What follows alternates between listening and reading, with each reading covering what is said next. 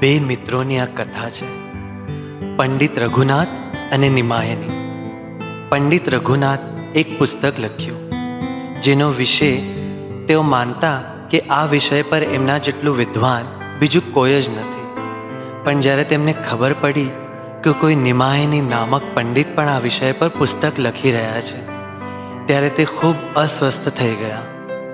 નિમાય ખરેખર આ વિષયમાં પંડિત છે, વિદ્વાન છે, એમ જાણતા જ એ નિમાયનીના ઘરે પહોંચી ગયા અને એને પૂછવા લાગ્યા, એ નિમાય, તું શું ખરે તું ન્યાયના વિષય પર પુસ્તક લખી રહ્યો છે? આજે સાંભળ્યું છે તે સાચું જ છે? નિમાઈએ કહ્યું, અરે બાબા, તને કોઈ કાંઈ કીધું અને તે આ સાચું માની લીધું?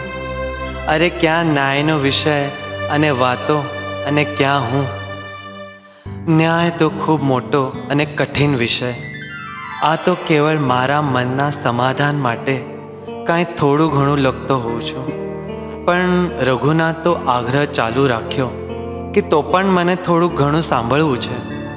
નિમાએ કહ્યું, ભલે જેવી તમારી મરજી. ગંગા કિનારે જઈ નામવા સવાર થઈ ચક્કર મારતા મારતા હું તને એક પુસ્તક વાંચી સંભળાવીશ. એ પ્રમાણે ગંગા ઘાટ પહોંચી નાવમાં સવાર થઈ ચક્કર મારતા મારતા તેમણે પુસ્તક વાંચવું શરૂ કર્યું. પુસ્તક વાંચતા વાંચતા નિમાયના ધ્યાનમાં આવ્યું કે રઘુનાથની આંખોમાં અશ્રુની ધારા વહી રહી છે. કંઈ સમજણ ન પડતા એણે પૂછ્યું, અરે આ તું શું કરે છે? શું થયું? રડે છે કેમ? રઘુનાથ બોલ્યા, નિમાય, મારી આટલા વર્ષોની મહેનત પાણીમાં ગઈ. તારા આ પુસ્તકની સામે મારું આ પુસ્તક કોણ વાંચવાનું? કોણ એની કિંમત કદર કરશે? અને સાચું કહું તો જે પુસ્તક માટે મને આટલું અભિમાન હતું તે તારા આ પુસ્તક સામે કાંઈ નથી.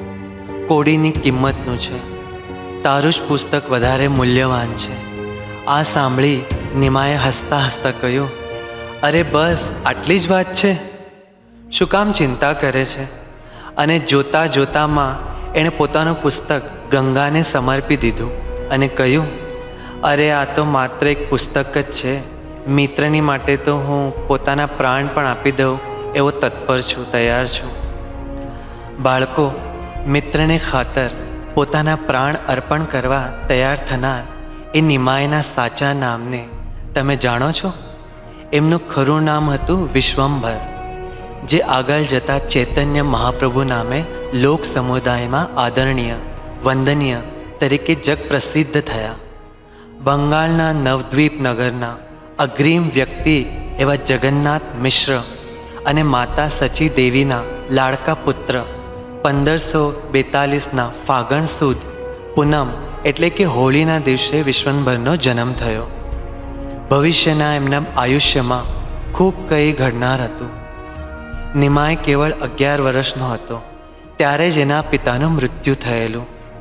પોતાની માતાને ધીરજ ધરાવી અને એનો આધાર બન્યા.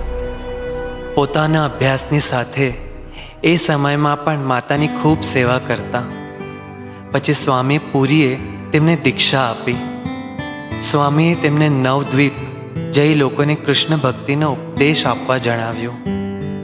સ્વામીની આજ્ઞા અનુસાર નિમાયે એટલે કે ચૈતન્ય પ્રભુ નવદ્વીપમાં ગયા. તેઓ ત્યાં કીર્તન કરતા કરતા ત્યારે સર્વ જાતિ ધર્મના લોકો તેમની સાથે કીર્તનમાં સામેલ થવા માંડ્યા.